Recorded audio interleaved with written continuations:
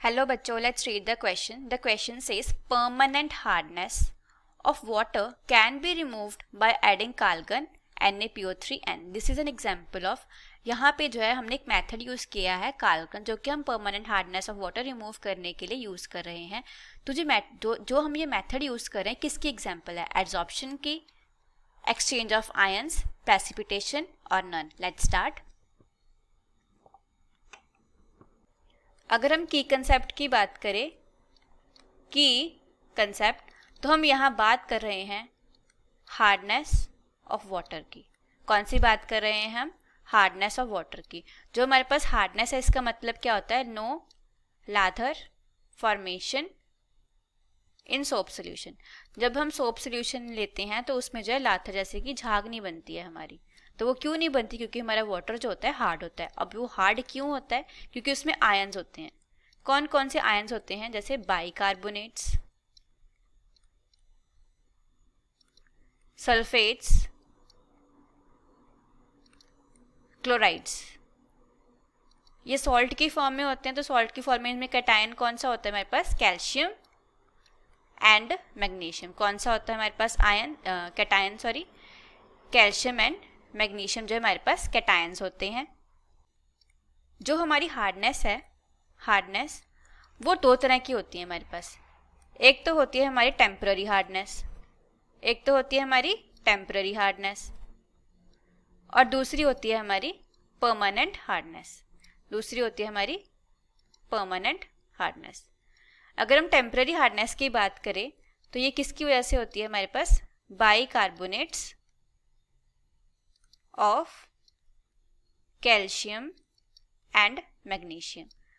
On the other hand, जो हमारी permanent hardness है वो किसकी वजह से होगी? Sulfates and chlorides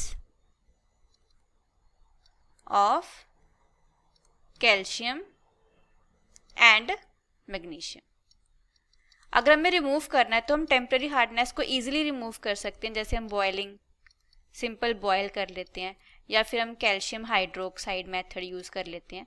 तो बहुत इजीली जो है हम रिमूव कर सकते हैं.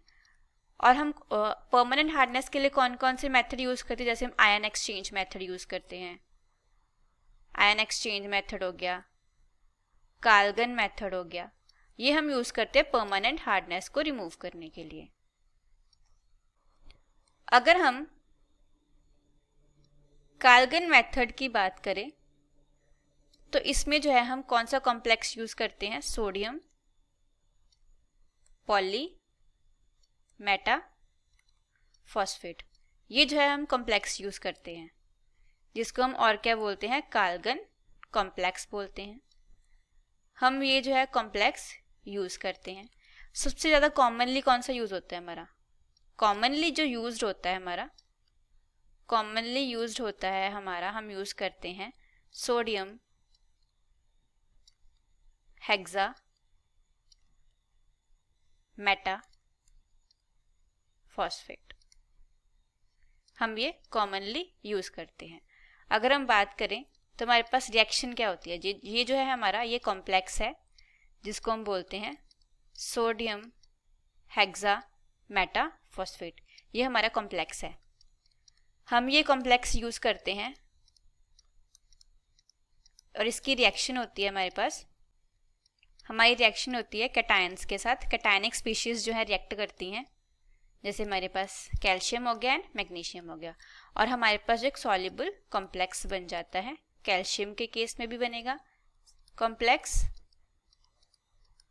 एंड हमारा मैग्नीशियम के केस में भी कॉम्प्लेक्स बन जाएगा. और हमारे पास वाटर में कौन से आयंस आ जाएंगे? सोडियम आयन आ जाएंगे. दैट मीन्स हमारे पास जो है पहले वाटर में कैल्शियम आयन थे, यहाँ पे हार्ड वाटर था. हार्ड वाटर में कौन से आयंस थे हमारे पास? Calcium and magnesium. अब जब हमारा सॉफ्ट वाटर बन गया है तो सॉफ्ट वाटर में हमारे पास क्या है? एक तो कॉम्प्लेक्स बन गया जो कि सॉल्युबल है. कॉम्प्लेक्स के साथ साथ हमारे पास क्या है?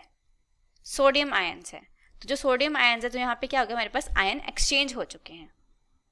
तो अगर हम आंसर की बात करें तो हमने देखा कि काल्गन प्रोसेस में जो हमने क्या देखा है कि उसमें क्या हुआ, हमारे पास एक्सचेंज ऑफ आयंस हुए हैं। तो हमारे इस क्वेश्चन का आंसर क्या हो जाएगा, B. Option B is the correct answer of our question. I hope you will understand. All the best.